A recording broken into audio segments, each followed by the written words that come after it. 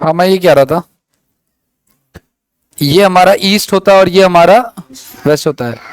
तो आपको पता, मान के चलो अगर ये ग्लोब है, मान लो ये नॉर्थ अमेरिका, ये साउथ अमेरिका, ये अफ्रीका कॉन्टिनेंट है, this is India, Asia, Europe, Sri Lanka.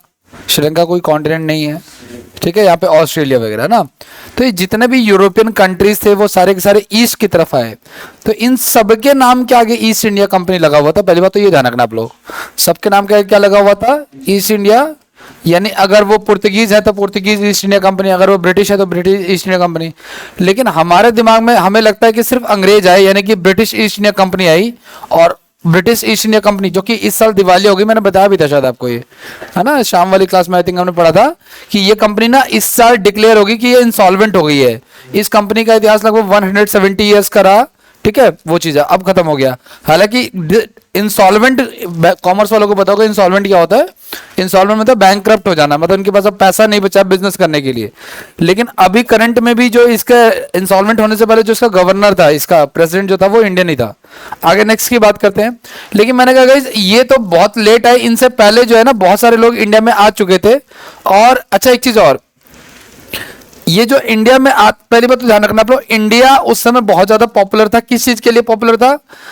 हाँ, स्पाइसेस के लिए पॉपुलर था, ठीक है। इसके अलावा गई नील की खेती, नील के लिए फेमस था। मतलब उस समय कपड़ों के ना ज्यादा कलर नहीं होता था, तो हमारे जो नील की जो क्वालिटी होती थी वो बहुत ज्यादा फेमस थी, ठीक है।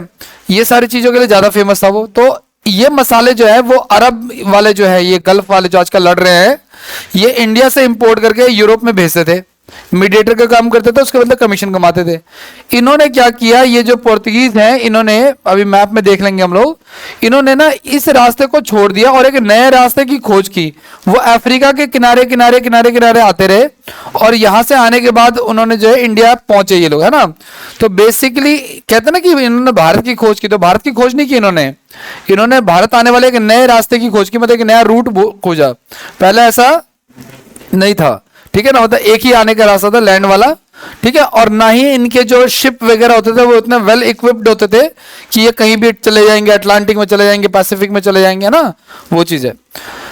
आगे नेक्स्ट की बात करते हैं। तो आप, हमें ये लगता है कि हम पे सिर्फ अंग्रेज आए, लेकिन हम पे अलग अलग लोग आए, जैसे पुर्तगीज आए, जैसे ब्रिटिशर्स आए, जैसे डच आए, जैसे डेनिस आए, और फ्रांसीसी आए।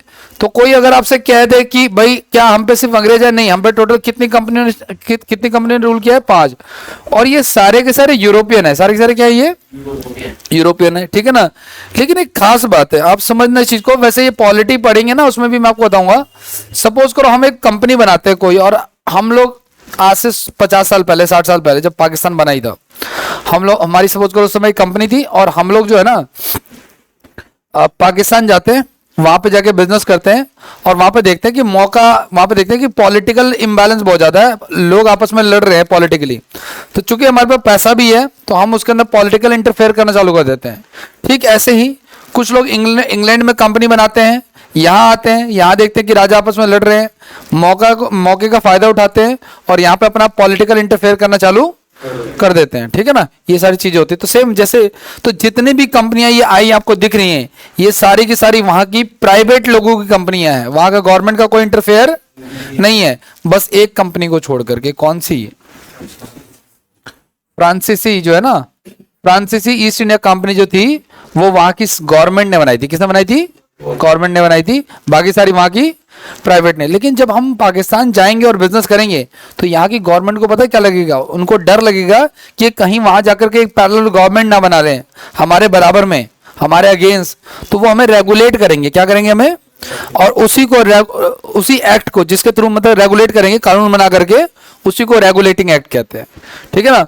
तो ये रेगुलेटिंग एक्ट तो हम तब पढ़ेंगे जब हम पॉलिटी पढ़ेंगे, वहां से रिलेटेबल है। यही रेगुलेटिंग एक्ट जो बने ना, वही हमारे कॉन्स्टिट्यूशन का फंडामेंटल बने आगे चल करके, ठीक है। और इसमें अब सबसे पहले बात करते हैं किसकी? पोर्तुगीज की, है ना। पुर्तगाली ईस्ट इंडिया कंपनी की है, पोर्तुगीज ईस्ट इंडिया कंपनी की, ठीक है ना। अब आज देखो नेक्स्ट से कह रहा है आपका पुर्तगालियों की अगर हम बात करते, तो मैंने बताया। अच्छा एक चीज और, ये जो पोर्तुगीज थे ना, कहां से आए थे? यूरोप से आए थे। कहां से? यूरोप से। उसमें एक जगह थी पुर्तगाल, ठीक है ना। इन एक्चुअली ये दिखते सेम ही है वैसे तो, लेकिन इनके अंदर थोड़ा बहुत बिहेवियर चेंज होता है, ठीक है। अब जब पोर्तुगीज भारत में आए, तो मैंने कहा कि ये अरब कंट्रीज से नहीं, एक नए रूट से आए, है ना। और कब आया 1498 में। कौन आया सबसे पहले? सबसे पहले आया वास्को डी गामा, ठीक है ना, वास्को डी गामा। इन पोर्तुगीज के नाम में डी वर्ड लगा रहता था, ठीक है ना, इससे आप आइडेंटिफाई कर लोगे, ठीक है। तो इन्होंने एक नया सी रूट खोजा, ठीक है ना। Vasco D gamma arrived at the port of Calicut. सबसे पहले कहां पे आया? कालीकट आया, कालीकट केरल में आया, ठीक है ना।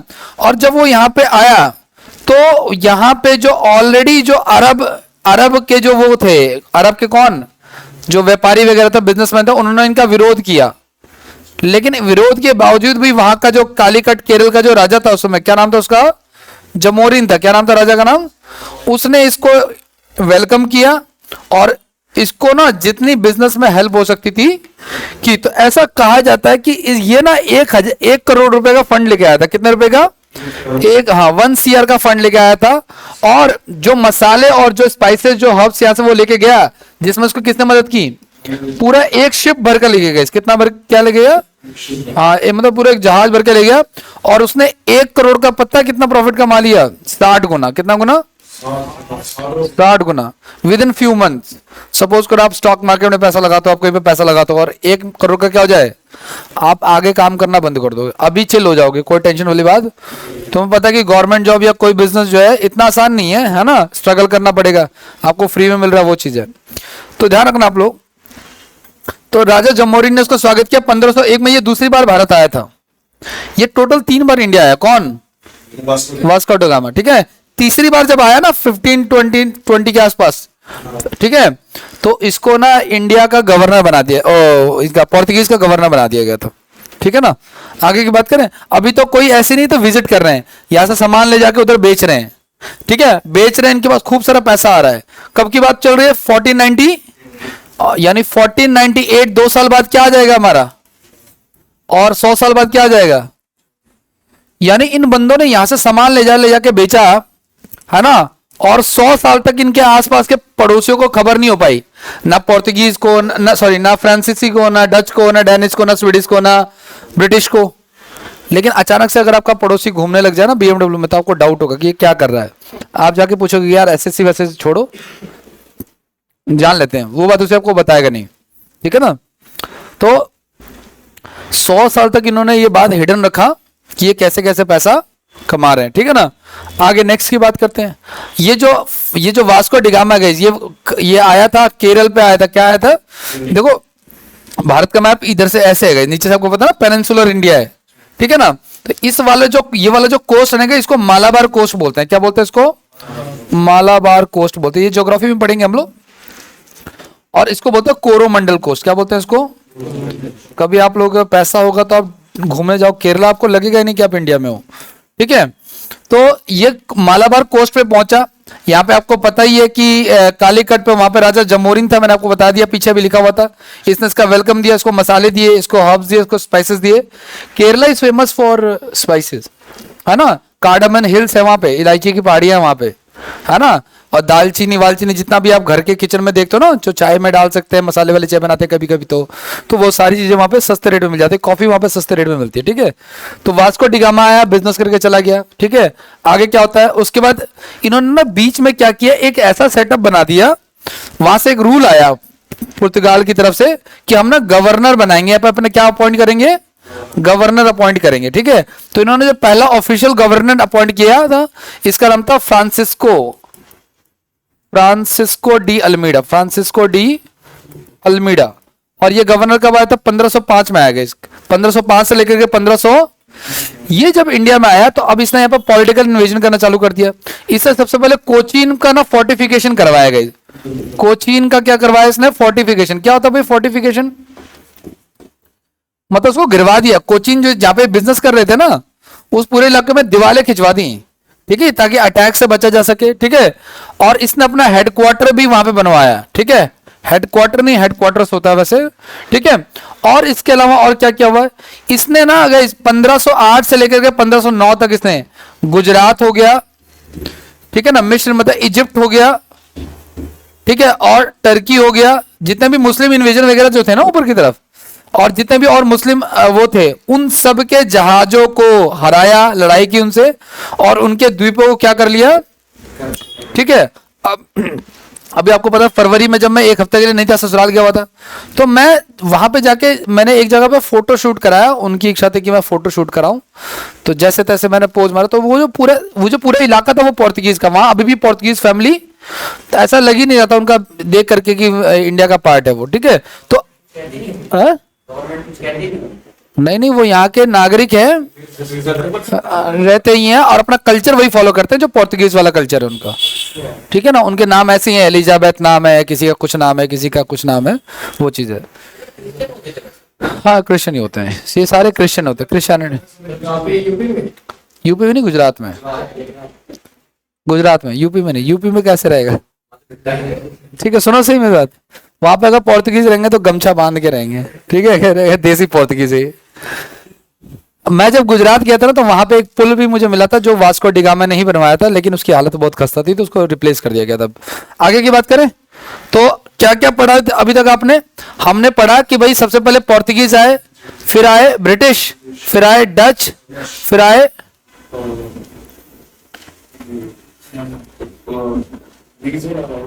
डेनिस, फिर आए। लेकिन गाइस इन दोनों को लेकर थोड़ी सी प्रॉब्लम है। इन दोनों को लेकर प्रॉब्लम ये है कि ब्रिटिश ईस्ट इंडिया कंपनी और डच ईस्ट इंडिया कंपनी ना, ये फॉर्मेशन इस कंपनी का पहले हुआ था, इस कंपनी का बाद में हुआ था। लेकिन ये कंपनी भारत में पहले आई और ये कंपनी भारत में बाद में। समझ पा रहे हो क्या? एक हो गया कंपनी बना दिया, लेकिन इनको परमिशन ही नहीं मिली थी 1608 तक समथिंग था, ठीक है ना। बाद में ये लोग आए धीरे धीरे। तो हम पढ़ रहे हैं पोर्तुगीज के बारे में। पोर्तुगीज में सबसे पहले कौन आया? वास्को डिगामा आया, ठीक है। वास्को डिगामा कहां पे आया भाई? कालीकट। क्या रहे? कालीकट मिलेगा आपको, केरल नहीं मिलेगा, ठीक है, ठीक है। और इसको किस राजा ने इसका वेलकम किया था? उसका नाम था जमोरिन। क्या नाम था? जमोरिन। जमोरिन ने इसको क्या देकर के हेल्प किया? स्पाइसेस, हर्ब्स, है ना। उसके बाद ये चला जाता है। उसके बाद ये लोग क्या करते हैं कि अपना ये लोग जो है ना, पोर्तुगीज ईस्ट इंडिया कंपनी जो है, वो इंडिया में अपना क्या एस्टेब्लिश करती है? गवर्नर एस्टेब्लिश करती है। और पहले का नाम है फ्रांसिस्को डी अल्मीडा। पहले गवर्नर क्या नाम है? फ्रांसिस्को डी अल्मीडा, ठीक है। हाँ जी, ये कोचीन का फोर्टिफिकेशन करवाता है। क्या करवाता है? कोचीन का मतलब कि मजबूत करवाता है। और ये जितने भी और मुस्लिम इन्वेजन हैं उन सबको हराता है। मुस्लिम इन्वेडर्स को ये क्या करता है? हराता है, ठीक है ना, ये वाला। इसके अलावा एक और खास बात है गाइस, अगर आप मैप वैप देखोगे ना आप लोग, तो आपको आइडिया लगेगा आज की डेट में भी सर गवर्नमेंट जो है ना इतनी सुविधाएं नहीं देती जितनी ये लोग देते हैं। क्या सुविधाएं देते हैं? ध्यान से देखना आप लोग। आप लोगों ने वर्ल्ड का मैप देखा होगा शायद, है ना। ये हो गया हमारा नॉर्थ अमेरिका, ये हो गया साउथ, ये मान लो अफ्रीका कॉन्टिनेंट है, ये इंडिया है, ये ऐसे ऐसे ऐसे ऐसे, ठीक है, यहाँ पे, ठीक है, ऐसे करके। अब ये जब इंडिया में आते हैं ना, तो यहाँ पे इस वाले इलाके में कब्जा कर लेते हैं और ये सबको हरा देते हैं। इस इलाके में जितने भी शिप्स ट्रैवल कर रही हैं, है ना, सबको हरा देते हैं। और एक रूल लगाते हैं। क्या रूल लगाते हैं? ये कहते हैं कि भैया एक पॉलिसी लागू होगी जो यही लगाता है। क्या नाम है इसका? Francisco de Almeida. इसको कहते हैं ब्लू वाटर पॉलिसी। क्या कहते हैं इसको? ब्लू वाटर पॉलिसी कहते हैं इसको। ये ब्लू वाटर पॉलिसी क्या है? ये कहता है कि भाई जो भी जहाज इंडियन ओशन में ट्रैवल करेगा, ये बहुत इंपॉर्टेंट है पॉइंट, ध्यान रखना। जो भी जहाज इंडियन ओशन में क्या करेगा? ट्रैवल करेगा, वो हमें टैक्स देगा। क्योंकि और कोई बचा नहीं था, सबको इन्होंने क्या कर दिया था? हरा दिया था, ठीक है ना। तो जो भी जहाज ट्रैवल करेगा वो हमें टैक्स देगा और बदले में हम क्या देंगे? हम उसको प्रोटेक्शन देंगे, ठीक है ना।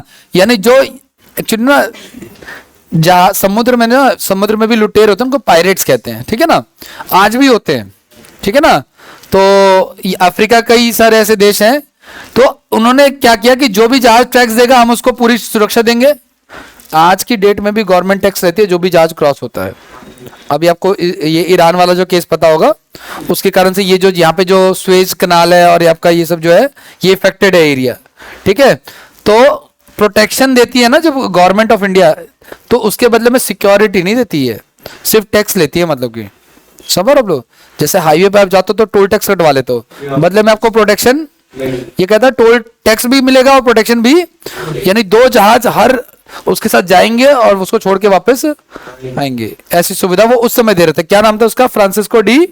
तो इसके कारण से आपको आता है, ठीक है। इसको कहते हैं ब्लू वाटर पॉलिसी। यही सबसे इंपॉर्टेंट जो क्वेश्चन आ सकता है, ब्लू वाटर पॉलिसी, या इसको नीले समुद्र की नीति भी कहते हैं। कैसे? नीले समुद्र की नीति भी कहते हैं, ये याद रखना आप लोग बस। आगे बढ़ जाए। इसके बाद तीसरा गवर्नर जो आता है इसका नाम है Francisco de Albuquerque. Francisco de Albuquerque,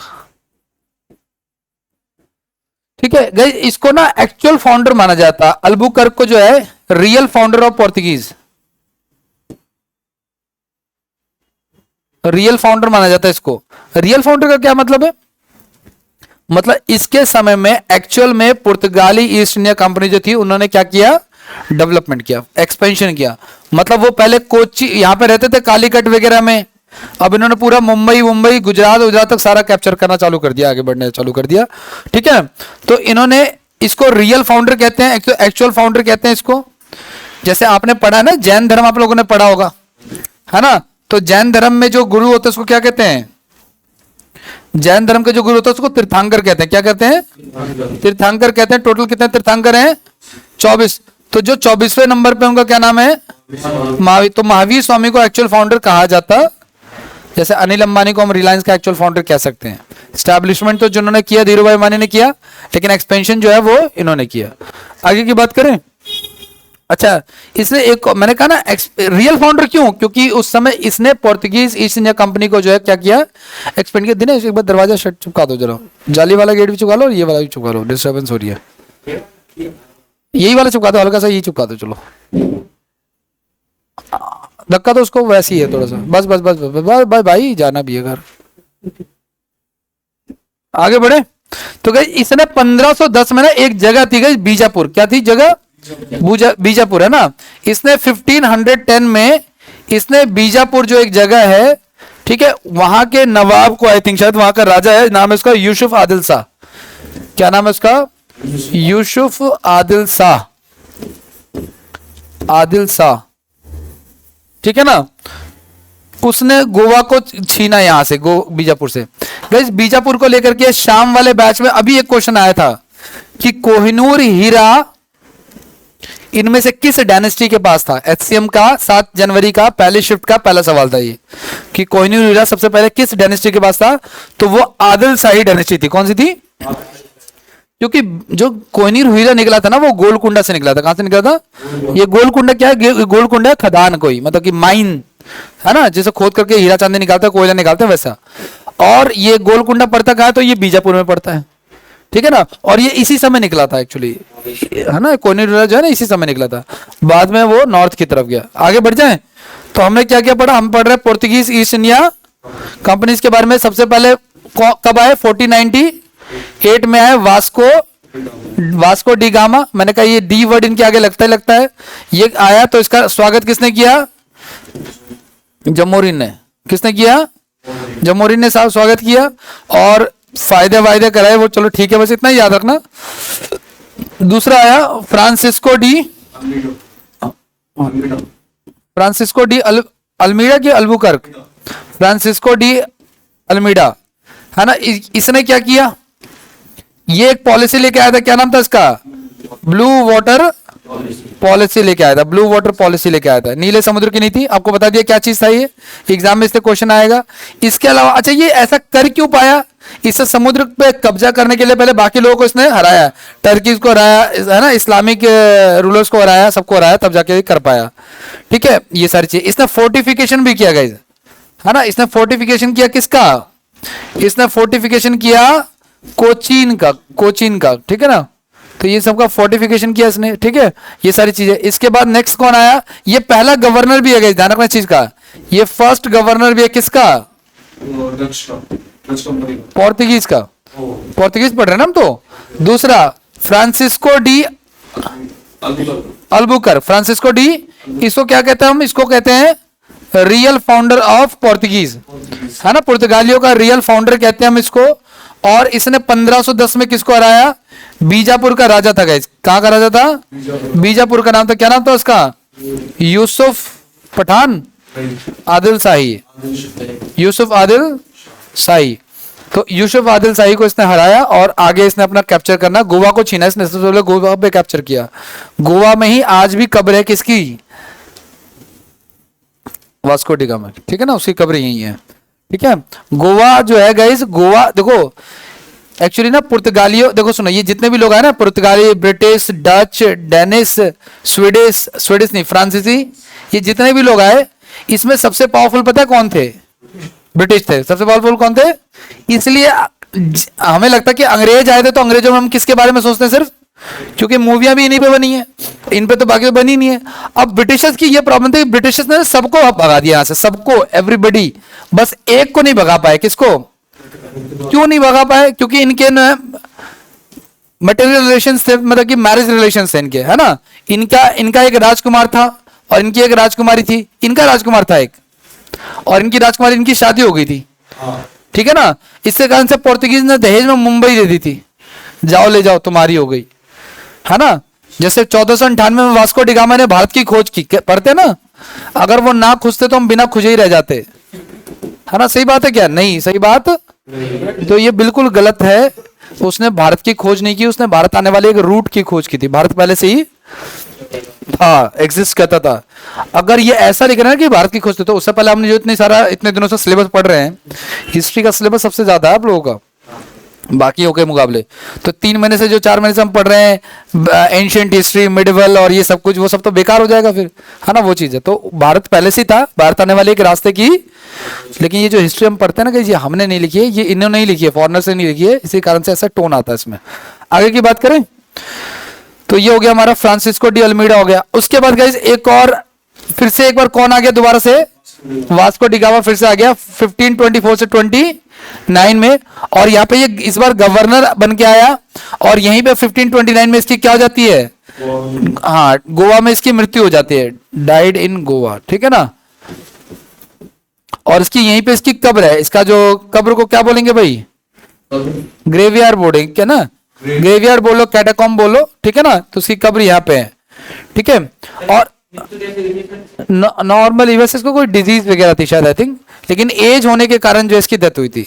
आप ये लगा लो कि 1498 में जब ये आया होगा, और वो भी बंदा जब पुर्तगाल से यहाँ पे आ रहा था, उसकी कुछ ना कुछ से एज होगी। आपके माँ बाप उसको स्कूटी नहीं दे रहे हैं, आप 23 साल के हो गए हो, 22 साल के हो गए हो, है ना। तो ऑब्वियस सी बात है, जब इस एज पे आया होगा तभी भी इसकी कोई ना कोई एज रही होगी अच्छी खासी। और 1529 तो 29-30 साल ये हो गए, कम से कम 60-70 का साल का मेरे हिसाब से रहा होगा इस स्टेज पे। बाकी मैंने इस पर सर्च नहीं किया है। अच्छा, ये लोग जब आते थे तो इनके साथ इनके रिलीजियस गुरु भी, तो क्या रिलीजन था इनका? क्या रिलीजन था भाई इनका? क्रिश्चियनिटी थी, है ना। तो इनके साथ एक बहुत ईसाई धर्म के एक संत आए हुए थे, उनका नाम था सेंट जेवियर। क्या नाम था? सेंट जेवियर, ठीक है ना। तो सेंट जेवियर के कब्र के नीचे ही जो डब्लू बना हुआ ना, उसी के नीचे खजाना रखा हुआ है। हाँ, कौन सा डब्लू? वो जो मूवी में देखा है ठीक है। तो सेंट जेवियर एक ईसाई संत है, उनकी कब्र जो है वो यहाँ पे, ठीक है ना। आगे बढ़ जाए, आगे नेक्स्ट से बात करते हैं। गाइस एक और गवर्नर था, इसकी फोटो तो नहीं है, तो मैं बना देता हूं फोटो, ठीक है। इसका नाम था नूनो दी कूना, नीनो डू कूना, ठीक है। 1529 से 38, गाइस ये 9 साल रहा लगभग, ठीक है। ये अल्बुकर्क का वास्तविक उत्तराधिकारी था, मतलब उसने भी एक्सपेंशन का काम किया, ठीक है।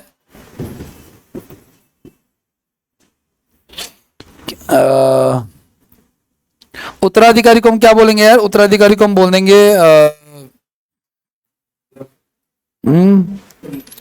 लीनेज बोल सकते हो आप लोग वैसे, ठीक है ना। लीनेज क्या होता है? एक तरह से जो उसकी पॉलिसी को आगे लेके जाए जो, ठीक है ना। तो रियल लीनेज था किसका? अल्बुकर्क का था, ठीक है। अच्छा, इसने 1530 में गए कोचीन की जगह पे गोवा को अपनी कैपिटल बनाया। कोचीन पहले कैपिटल हुआ करती थी, कोचीन कैपिटल थी, कैपिटल का ट्रांसफर हो गया है ना भाई, राजधानी का क्या हो गया हमारा? ट्रांसफर हो गया, और उसने कहां की राजधानी बना ली? गोवा में बना ली। अब आगे इनके साथ और क्या होता है? अच्छा, एक चीज और, गोवा गाइस जब ये धीरे, मैंने आपको भी थोड़ी देर पहले बताया, मैंने कहा ये ब्रिटिशर्स ने सबको मार मार के भगा दिया, सिर्फ इनको नहीं मारा। क्यों? क्योंकि ये दोनों क्या थे? रिलेटिव थे, तो इनकी लड़ाई, लेकिन ये इन्होंने धीरे धीरे अपना खुद ही व्यापार जो है कम कर लिया, सारा लगभग छोड़ दिया था, लेकिन एक जगह नहीं छोड़ी इन्होंने। कौन सी? गोवा वाले बीच पे, आगे नहीं बोलेंगे, ठीक है ना। इन्होंने एक बिजनेस नहीं छोड़ा, कौन सा? मतलब एक जगह नहीं छोड़ी, कौन सी? छोड़ ही नहीं रहे थे भाई, छोड़ ही नहीं रहे थे। 1947 जब देश आजाद हो गया तभी भी नहीं छोड़ रहे। मैं कहा देश आजाद हो गया जान दो, ठीक है ना। कह रहे कि हम जब जाएंगे तो हम तहस नहस करके जाएंगे, ठीक है ना। तो बात है गाइस 1961 की। अब किसकी बात है? 1961 को क्या होता है, ध्यान से सुनना। गवर्नमेंट बड़े दिमाग से काम करती है। 1961 में गाइस अमेरिका और रशिया में ना एक वॉर जैसी सिचुएशन होती है। पूरी दुनिया का ध्यान किधर है? इधर हमने गोवा वालों को निपटा दिया। मैं कहा जा रहे हो कि नहीं जा रहे हो, ठीक है ना, क्योंकि सबका ध्यान इस तरफ था। इन्होंने पर्सनली हमने को यहां से क्या कर दिया, आप पढ़ना इसकी हिस्ट्री। 1961 में देश आजाद हो जाता है। कब? 1940। गोवा कब आजाद होता है? 1961 में आजाद होता है, ठीक है ना। ठीक है, तो एक कुछ खास बातें हैं जो आपको ध्यान में रखनी है। पुर्तगीज से हमें क्या क्या चीजें हेरिडिटरी में मिली है गाइस, तो ध्यान रखना। प्रिंटिंग प्रेस मिला गाइस। क्या मिला हमें? Printing press. इंडिया में सबसे पहले प्रिंटिंग प्रेस की शुरुआत जो है वो किसने की? इसके अलावा इस तंबाकू आप जो खा रहे हो ना, चैनी खैनी, निखिल भाई, टबैको, चैनी खैनी जो आपने दबा रखी है साइड में, ठीक है ना, वो भी किसने दी? पोर्तुगीज ने, ठीक है। इसके अलावा गाइस काजू, काजू कतली नहीं, काजू। इसके अलावा गाइस ऑरेंज, इसके अलावा पोटैटो। ये कुछ भी इंडिया का नहीं है गाइस, ध्यान रखना। आज जो हम हर खाने में आलू डाल रहे हैं, ये आलू कौन लेके आया है? पोर्तुगीज लेके आया है। ये इंडिया का ओरिजिन इसका नहीं है। इसके अलावा और देख लो, पपाया, ठीक है ना, पपाया हो गया, लीची हो गया, ठीक है, ऑरेंज लिख दिया, आलू लिख दिया। शकरकंद को क्या कहते हैं यार? वो स्वीट पोटैटो, ठीक है ना। मूंगफली हो गया, ठीक है ना, बादाम हो गया। ये सारी चीजें कौन लेके आया है? क्लियर आपको? ठीक है, तो ये याद रखना, ये सारा का सारा इनमें से कुछ भी इंडिया का नहीं है। तंबाकू भी इंडिया में यही लेके आए थे गाइस, ठीक है ना। तो लेकिन ध्यान रखना, इसकी ये लेके तो आए थे इंडिया में, बिल्कुल सही बात है। अच्छा, ये भी कोई अपने वहां से लेके नहीं आए थे। सपोज अगर ये कभी अफ्रीका को गए तो वहां पे देखा तंबाकू का एग्रीकल्चर, वहां से तंबाकू ले लिया, उसका यहाँ पे प्लांटेशन किया, यहाँ पे उगाना चालू कर दिया, ठीक है ना, वो सब चीजें। तो तंबाकू की खेती सबसे पहले साउथ इंडिया में हुई थी गाइस। लेकिन जब शाहजहां राजा बना ना, हमने पढ़ा था कि मुगलों में राजा थे ना ऐसे, ठीक है, बादशाह। भाई ध्यान रखना, ये पोर्तुगीज आए हैं बाबर से भी 30 साल पहले। बाबर की पहली लड़ाई कब हुई है? 1526 में हुई है। तो ये 1498 में ही आ गए। तो बाबर से भी पहले तंबाकू आ चुका है। लेकिन नॉर्थ इंडिया में पहुंचते पहले तो कहां पे आए ये लोग? साउथ में। साउथ इंडिया से नॉर्थ इंडिया जाने में किसका टेन्योर आ गया? शाहजहां का। मतलब पहले साउथ इंडिया में चलता था। Once I asked my father, आपने कब शुरू किया था खाना? उन्होंने कहा 11th क्लास में। नहीं, मैंने अपने पिताजी से पूछा। मेरे पिताजी कलकत्ता यूनिवर्सिटी से एमकॉम थे, ठीक है ना, और एज उनकी ठीक ठाक है। 1972-75 में वो एमकॉम कर रहे थे, तो उससे पहले की एज रही होगी उनकी, है ना। तो मैंने पूछा, आपने कह रहे एक बंगाली ने आदत दिला दी। मैं कहा इससे बेटर तो हम लोग हैं, कोई बंगाली हमें प्रभावित नहीं कर सकता, ठीक है ना, वो चीज़। अब बंगाली को तो हम वैसे उड़ा देंगे, ठीक है ना, वह चीज़ है। तो शाहजहां के टाइम पे गए नॉर्थ इंडिया से साउथ इंडिया में चला गया, ठीक है। और क्या क्या है? अच्छा, और क्या इनके कुछ फैक्ट्रीज वगैरह के बारे में जान लो आप लोग, जो एग्जाम में आता है। गाइज इन्होंने 1503 में कोचीन में अपना पहला फैक्ट्री लगाई थी। गाइज उस समय फैक्ट्री का मतलब क्या होता था? उस समय फैक्ट्री का मतलब वेयर हाउस होता था, गोडाउन होता था, ठीक है ना, मतलब कि जहां पे माल रखा जा सके, इंपोर्ट एक्सपोर्ट किया जा सके। फैक्ट्री का मतलब प्रोडक्शन नहीं होता था। इन्होंने 1505 में सेकेंड फैक्ट्री लगाई थी कुन्नूर में, ठीक है, ये सब साउथ में ही है, ठीक है। तो पहली फैक्ट्री होगी हमारी कहां पे? गोवा में, कोचीन में। कहां पे? कोचीन में। और दूसरी जो होगी वो कहां होगी? कुन्नूर में, ठीक है, 1505 में, ठीक है। ये गवर्नर के बारे में मैंने आपको पढ़ाई दिया है, ब्लू वाटर पॉलिसी के बारे में मैंने आपको पढ़ाई दिया है, ठीक है। फ्रांसिस्को डी अल्बुकर्क के बारे में पढ़ाई दिया, बीजापुर के सुल्तान को हरा दिया, ठीक है। पॉलिसीज वगैरह के बारे में इतना इंपॉर्टेंट नहीं है, ठीक है ना, ये छोड़ सकते हो आप लोग। ये सारी चीजें वो लेके आए थे, ये भी पढ़ाई दिया मैंने को, क्या है ना, काजू बादाम आलू हो गया, है ना, ऑरेंजेस हो गया, मेज हो गया, मक्का हो गया, पपीता हो गया, प्रिंटिंग प्रेस हो गया, तंबाकू हो गया, सारी चीजें वो लेके आए थे, ठीक है। अच्छा, इनकी वापसी कैसे होती है गाइज? इनकी लड़ाई तो इनका जीवन में दो टर्निंग में इनका, मैंने बताया ना भाई, ये जो यूरोपियन कंट्रीज थी इसमें सबसे ज्यादा कलेशी कौन था? British east India company. कौन थी? British east India company. और उनका इनके साथ कोई कलेश नहीं था, इसलिए ये टिके रहे इंडिया में। कब तक टिके रहे? 1960 1601 में। लेकिन इनके जीवन में दो टर्निंग पॉइंट है guys। एक आया 1612 में आया, एक लड़ाई हुई थी जिसका नाम था स्वाली का युद्ध, यानी कि बैटल ऑफ स्वाली, ठीक है ना। तो इसमें पुर्तगालियों को हराया गया, अंग्रेजों ने हराया इनको, इनकी लड़ाई हुई थी, ठीक है ना। और विजयनगर एम्पायर के साथ इनकी शक्ति भी कम हो गई। लेकिन गाइस लास्ट में 19 दिसंबर 1961 को जो है फाइनली इनको क्या कर दिया, तो इनके वॉर ज्यादा नहीं, इनके वॉर सिर्फ दो ही याद रखना है, एक 1612 वाला जिसके वजह से इनकी पावर कम हो जाती है, सारी चीजें चली जाती हैं, और एक 1961 जब ये इंडियन आर्मी जो है इनको क्या कर देती है यहाँ से, ठीक है, भगा देती है, ठीक है, बस इतना ही है, ठीक है। उसके बाद दूसरे नंबर पे आती है इस कंपनी कौन सी, डच ईस्ट इंडिया। मैंने कहा जितनी भी कंपनियां गाइस इन सब का जो नाम है उन सब के आगे क्या लिखा हुआ है, ईस्ट इंडिया। सिर्फ एक ब्रिटिश ही नहीं है जिसके आगे एक लिखा हुआ है, या तो इनके नाम के आगे ईस्ट इंडिया कंपनी मिलेगा या इनके नाम के आगे मिलेगा ओरिएंटल वर्ड। ओरिएंटल का मतलब ही ईस्ट होता है गाइस, ध्यान रखना, आपके वोकेब में भी आएगा, ये ग्रामर वगैरह में आता है, ठीक है ना, ईस्ट की तरफ होता है, क्योंकि ये ईस्ट की तरफ आ रहे हैं। तो सेकंड कंपनी कौन सी है, ईस्ट है। तो सीक्वेंस में सबसे पहले पुर्तगाली आ गए, दूसरे नंबर पे कौन है, ठीक है ना, डच जो है ना। अच्छा, डच आने वाले सेकंड थे ये, ठीक है ना, इंडिया में आने वाले सेकंड थे।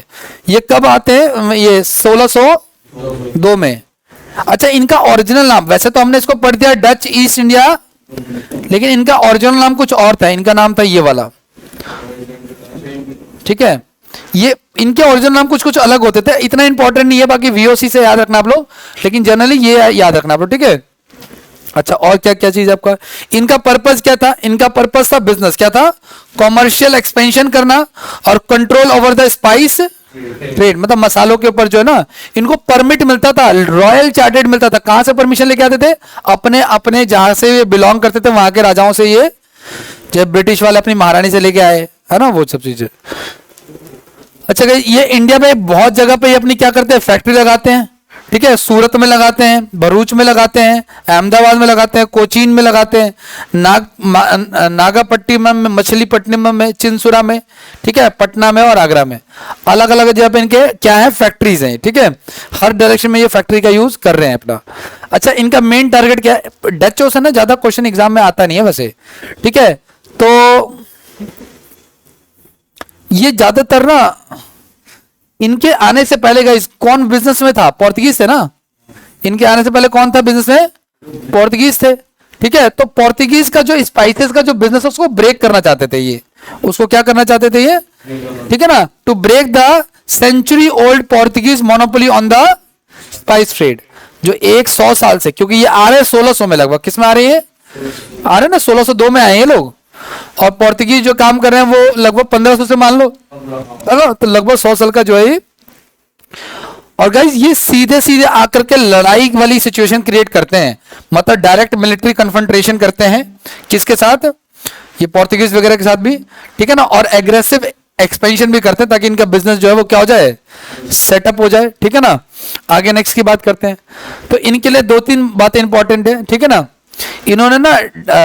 इन्होंने गोवा के ऊपर कैप्चर करने की कोशिश की, है ना, उसको जो है ब्लॉकेड किया, मतलब उसको ब्लॉक करने की कोशिश की, उसको रोकने की कोशिश की, जिसमें ये कामयाब नहीं हुए, जीते तो उसमें पोर्तुगीज ही। देखो पोर्तुगीज की जो कैपिटल थी कौन सी, उसी पे ये लोग अपना हाथ साफ करना चाहते थे, लेकिन ये सक्सेसफुल नहीं हुए, ठीक है ना। गोवा पे ये लोग कब्जा नहीं कर पाए, ठीक है, लेकिन काफी हद तक इन्होंने पोर्तुगीज की पावर को कम कर दिया, ठीक है। अच्छा, इन लोगों का सीक्वेंस याद रखना आप लोग, तो इनके आने का सीक्वेंस गाइस सेकंड नंबर पे है, कब है, सेकंड नंबर पे है। लेकिन ध्यान रखना गाइस, कोई आपसे पूछे ना कि कंपनीज बनने का सीक्वेंस क्या है, तो सबसे पहले कंपनीज बनी थी पोर्तुगीज की, फिर बनी थी ब्रिटिश की, फिर बनी थी डच की, फिर बनी थी डेनिश की, और फिर बनी थी फ्रांसीसी की। लेकिन गाइस ध्यान रखना, इनके कंपनी बनने का सीक्वेंस है, ये कंपनी के बनने का सीक्वेंस है, कंपनी का फॉर्मेशन सीक्वेंस है ये। लेकिन मैंने ये कहा ये कंपनी के इंडिया में आने का सीक्वेंस है, कंपनी के इंडिया में आने का सीक्वेंस। देखो कंपनी के इंडिया में आने का सीक्वेंस में पोर्तुगीज ही पहले है, क्योंकि टाइम डिफरेंस बहुत ज्यादा है। यहाँ पे ना इनको परमिशन लेट मिलती है वहां की महारानी से। ये जितने भी लोग हैं सारी परमिशन अपने अपने देश के राजाओं से लेके आते हैं, तो सबसे पहले आ जाते हैं कौन, डच आ जाते हैं, 1602 में आ जाते हैं, ठीक है। और फिर आ जाते हैं क्या, ब्रिटिश, फिर आ जाते हैं डेनिस, और फिर आ जाते हैं फ्रांसीसी। क्लियर है आपको, ठीक है। ये बनती है कंपनी 1600 में, लेकिन ये आते हैं साथ 1608 समथिंग में इनको अलाउड करते हैं, ठीक है। तो ये याद रखना आप लोग कि कंपनी बनने का फॉर्मेशन अलग है, कंपनी के आने का फॉर्मेशन अलग है। तो ये जो है ये सेकंड नंबर पे, इंडिया में आने वाले सेकंड नंबर पे है, ठीक है ना। कंपनी के फॉर्मेशन जो है वो थर्ड नंबर पे है, ठीक है ना। इस्टेब्लिशमेंट ईयर क्या है इनका, 1602, ठीक है। अच्छा, भारत में इनके कहां कहां पे सेंटर्स इन्होंने बनाए, मतलब फैक्ट्रीज कहां कहां पे बनाई इन्होंने, ठीक है। तो सूरत में बनाई है, पटना में बनाई है, चिंसुरा फेमस जगह है। एक और खास बात है कि ये जितने भी लोग हैं ना, पोर्तुगीज वाले, ब्रिटिश वाले, डच वाले, ये अपनी फैक्ट्री वहीं लगा रहे हैं जहां पे बाकियों ने ऑलरेडी लगा रखी है। पोर्तुगीज ने भी, मतलब होता नहीं जैसे एक हब होता है, ठीक है ना। जैसे आप कोचिंग का जाओगे तो मुखर्जी नगर क्या है, कल एक बच्चा आया, वो गया था मुखर्जी नगर, मैंने कहा बाबू कितनी फीस दी है, तो कह रहा सर ज्यादा नहीं दी है, 45,000 रुपये मात्र, और आधा कोर्स 6 महीने की, और आधा कोर्स छोड़ के आ गया है, आधा कोर्स, ठीक है। उसको यहाँ पे 1500 भी ज्यादा लग रही है। मैंने कहा फीस कम नहीं हो सकती, ठीक है। लेकिन अच्छा, जितनी देर में वो जाता है मुखर्जी नगर, 3 घंटे आने जाने का समय है। मैं भी गया हूँ, अपने जीवन के काफी साल हमने वहां पे लाइब्रेरी में बिताए हैं, ठीक है ना। उस समय यहाँ पे लाइब्रेरी नहीं हुआ करती थी, तो मैं सुबह 5:30 बजे के आसपास मैं लाइब्रेरी निकलता था, लगभग सुबह 5:30 बजे मैं घर छोड़ देता था, चाहे विंटर्स हो, चाहे समर्स हो, चाहे बारिश हो रही हो, उससे कोई फर्क है। और बस से जाना, बस से आना है। मैं कई दिनों तक मैं साइकिल से भी गया हूँ, वैसे मुखर्जी नगर साइकिल से जाने, देख लेना 22 किलोमीटर एक साइड से है, 22 आना और 22 जाना। एक हफ्ते तक आप ना, जैसे बच्चों के पैर मुड़े रहते हैं ना, क्रॉलिंग करते हैं, ऐसे मेरे एक हफ्ते तक मेरे पैर मुड़े रहे। ये बताता है, एक्स्ट्रा नॉलेज बता रहा है कि मैं गया तब मैं हवाबाजी नहीं कर रहा हूँ, ठीक है ना, वो चीज है। तो ट्रैफिक जाम की वजह से मुझे जाना पड़ता था, मतलब 1.5 घंटा लगता था, मैं साइकिल से चला जाता था। और साइकिल भी कौन सी, पापा की साइकिल थी पुराने वाली, से बड़ा सा कैरियर लगा हुआ था पीछे। तो हमने शर्म लिहाज को बेच खाया था, हमें कोई शर्म नहीं आती थी कि कोई देखेगा तो क्या कहेगा। और वहीं, और उसमें कोई ताला नहीं होता था, जंजीर लेके जाता था मोटी सी में, वहीं दीवार में, बतरा हॉल के दीवार में ठोक करके जंजीर बांध देता था उठा करके। एक दिन देख रहे थे किसी इंस्टीट्यूट के मास्टर, और वहां पे जान पहचान मेरी बहुत अच्छी थी, मतलब अगर किसी कोचिंग की फीस 10,000 रुपये थी ना, तो मैं 2,500 में मेरा काम हो जाता था, मेरी इतनी अप्रोच थी। लेकिन मैं किसी कोचिंग में जनरली मैं जाता नहीं था, ठीक है ना। यही गलती कर दी, कोचिंग से काम क्या हो जाता है ना, आसान हो जाता है। अब जैसे मैं मैथ्स के लिए कभी कोचिंग नहीं ली, बहुत बड़ा गलती कर दी, ठीक है ना। और जबकि मैं आपको बता देता हूं, मैंने जब पहला अपना सीजल दिया था ना सर, मेरा 186 समथिंग अराउंड थे आउट ऑफ 200। और एक और बात बता दूं आपको, राज की बात, मेरे पास एविडेंसेस तो शायद ढूंढूंगा तो मिल ही जाएगा, 1 घंटे में किया था मैंने ये सीजल 2013, मेरा पहला ही सीजल था, 1 घंटे में किया था। ये जो मैथ के 50 क्वेश्चन हमारे टाइम पे आते थे, वो 20 मिनट में करता था मैं, और वो 50 के 50 मेरे सही होते थे। रीजनिंग में कभी गलत हो जाए तो हो जाए, रीजनिंग में गलत होते ही थे, लेकिन मैथ्स में विद एक्यूरेसी के साथ मेरे सारे सही होते थे, ठीक है। वो चीज क्यों, 12-12 घंटे मैथ्स पढ़ रहे थे, तो उसी का नतीजा कि क्या कर रहे हैं, आज पढ़ा रहे हैं, ठीक है ना। अनस्टेबिलिटी रहेगी सर।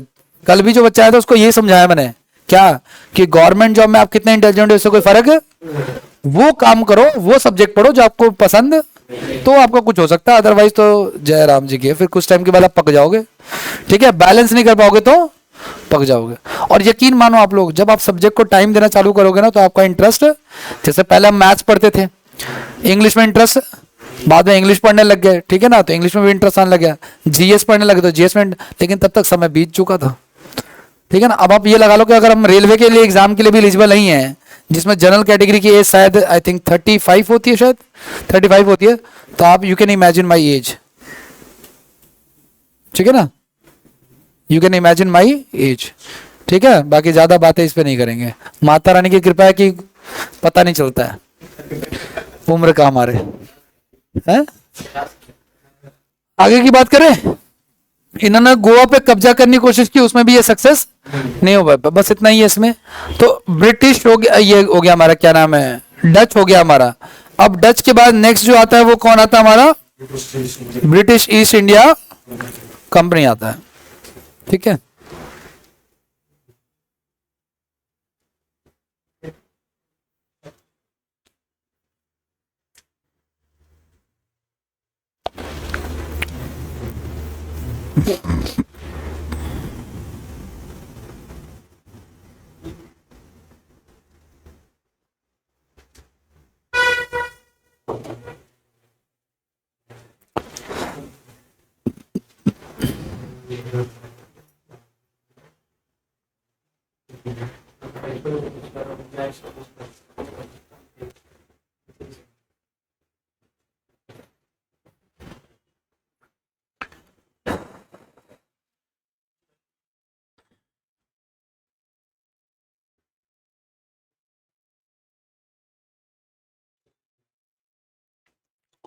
कौन सा था, हम डच पढ़ रहे थे ना?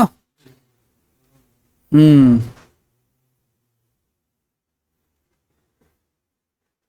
इसको लेके कुछ पॉइंट्स और लिखवा देता हूँ, वो आप लोग लिख लो। पहला तो ये गाइस कि कोई आपसे पूछे ना डच के बारे में, गए ध्यान रखना आप लोग, ठीक है ना? जो कुछ फैक्चुअल वन लाइनर होते ना, डच चाहिए, ठीक है ना? इसको लेकर के पहली बात तो ध्यान रखना, ये नीदरलैंड से बिलोंग करते थे गाइस। हॉलैंड से बिलोंग करते थे या तो किससे बिलोंग करते थे? ये नीदरलैंड से बिलोंग करते थे।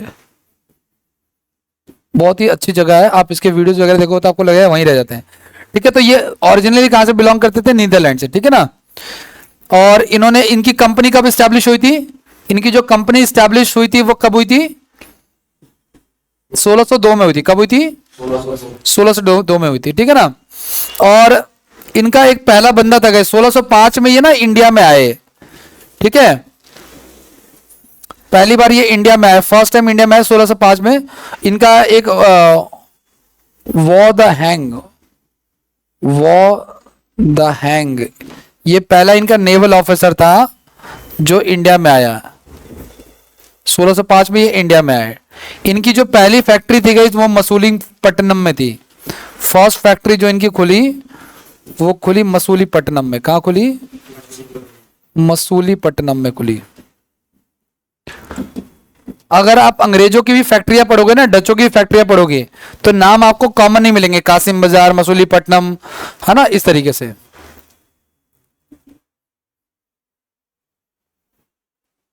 इसके बाद नेक्स्ट जो आया, एक चीज का और ध्यान रखना आप लोग, ये लोग ना बिजनेस पता किसका करते थे? ये लोग बिजनेस करते थे, इनके पर क्या क्या रिस्ट्रिक्शन है बिजनेस ना करने के, ध्यान रखना आप लोग। डचों का जो बिजनेस है ये डच बिजनेस, मतलब बिजनेस का मतलब ये इंपोर्ट एक्सपोर्ट का काम है ना। बिजनेस का मतलब क्या हो गया है, वहां से कुछ सामान लगे यहाँ भेज दिया और यहाँ का सामान कुछ ले जाके। तो गाइस ये कॉटन के जो है ना, कॉटन के कपड़े है ना, सूती वस्त्र वगैरह बहुत बेचते थे, ठीक है ना? तो कॉटन के फैब्रिक्स वगैरह, कॉटन का करते थे। नील का करते थे ये लोग, ठीक है ना? इसके अलावा गाइस सिल्क वगैरह जो है, रॉ सिल्क वगैरह करते थे, ठीक है? अफीम जो है, अफीम को क्या कहते हैं यार? वो कहते हैं आई थिंक, हाँ,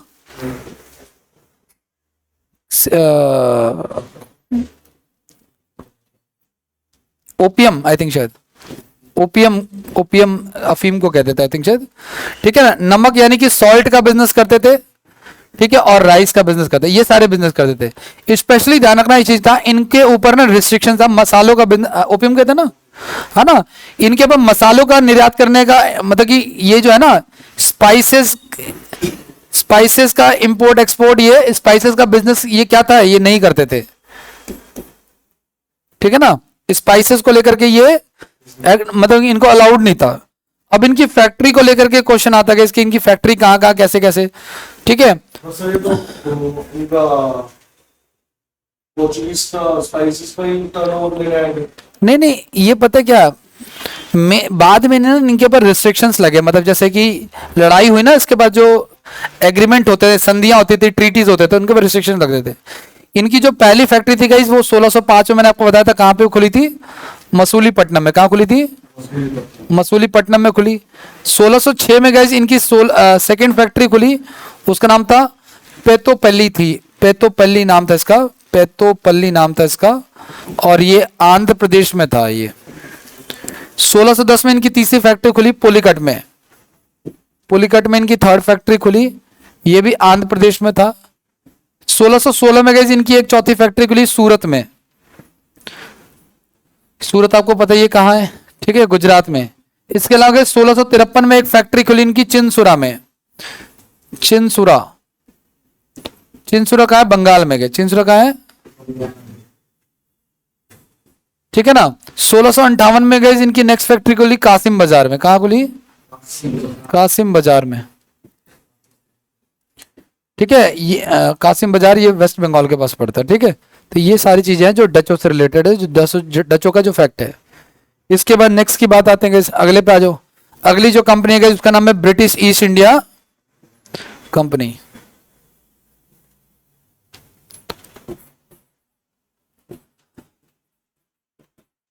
British east India company, in short इसको कहते हैं BEIC, है ना। आगे जब हम नाम बार बार नहीं लिखेंगे पूरा, हम लिखेंगे BEIC।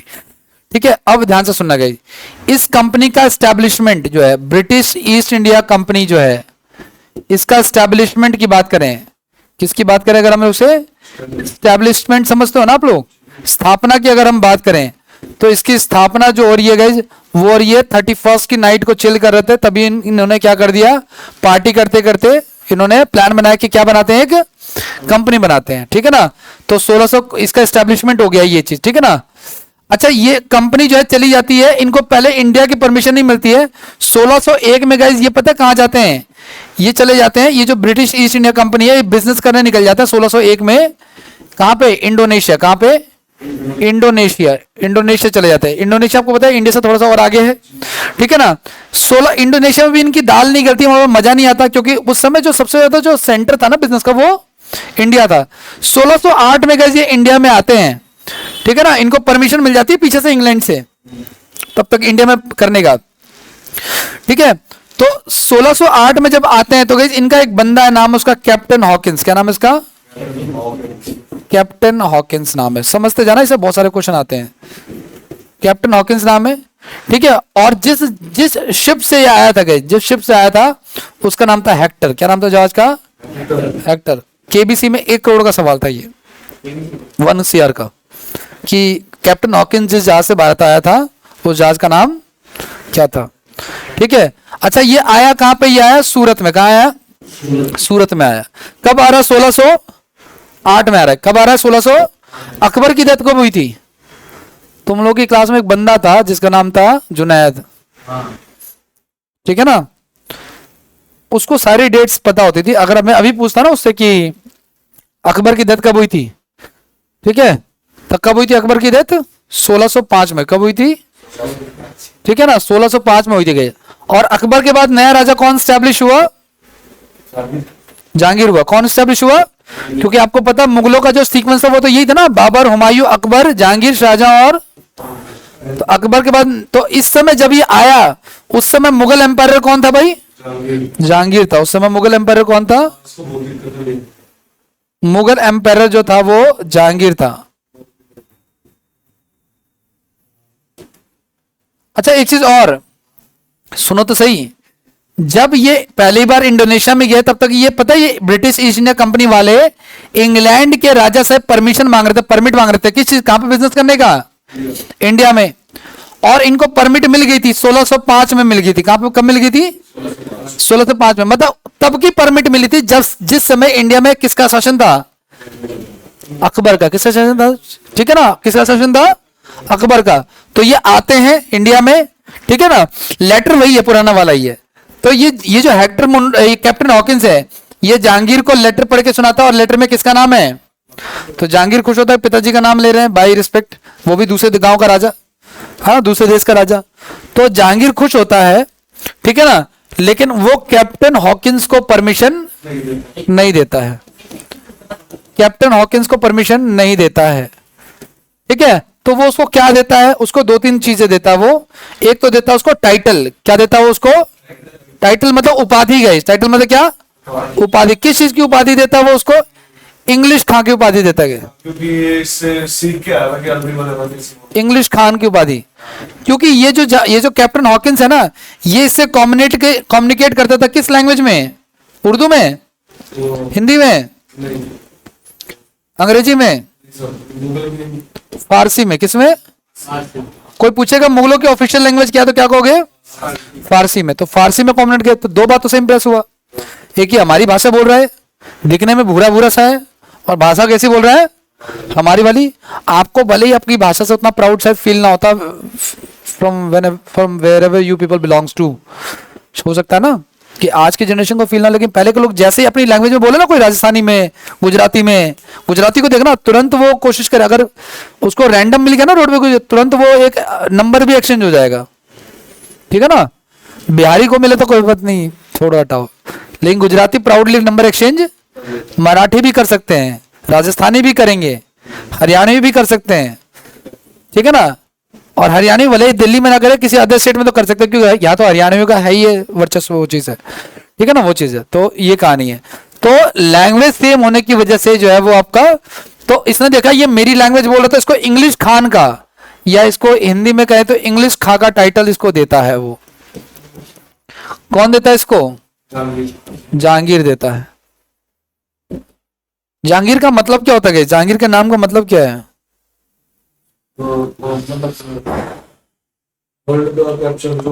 हाँ हाँ, विश्व विजेता है ना, जिसने वर्ल्ड को जीता हो। आगे सुनो सही मेरी बात आगे। और गाइज इसको ना वो परमिशन नहीं देता है, परमिशन प्लीज बातें नहीं करो, लेकिन इसको ना मनसबदार बनाता है। गाइज क्या बनाता है इसको? 400 का मनसबदार। किसका? 400 का, सस्ते वाला। ये क्या चीज होता है मनसबदार? मनसबदार गाइस, मनसबदार का मतलब होता है कि आपको एक इलाके में 400 सैनिक दे दिए जाएंगे, 400 आर्मी हेड दे दिए जाएंगे, आप उस इलाके में रहोगे, टैक्स कलेक्ट करोगे, कुछ पैसा आपको मिलेगा और बाकी सारा पैसा किसको जाएगा? But suppose if you will try to increase the number strength of these army personnels, तो राजा आप पे अटैक करेगा, आप पे कार्रवाई करेगा, आप इससे ज्यादा सेना नहीं रख सकते। कितना मुश्किल काम है फ्रेंचाइजी बेचना। डर है ना कॉपी करने, कॉपी हो जाएगा ये वो, फिर भी देखो कितने अच्छे से ये मैकडी वाले, डोमिनोज वाले अच्छे से मैनेज कर पाते हैं, वो चीज है। आगे की बात करें तो 400 का मनसबदार जो है वो बनाती है इसको, ठीक है ना। बात नहीं बनी, खैर कोई बात नहीं, आगे आते हैं।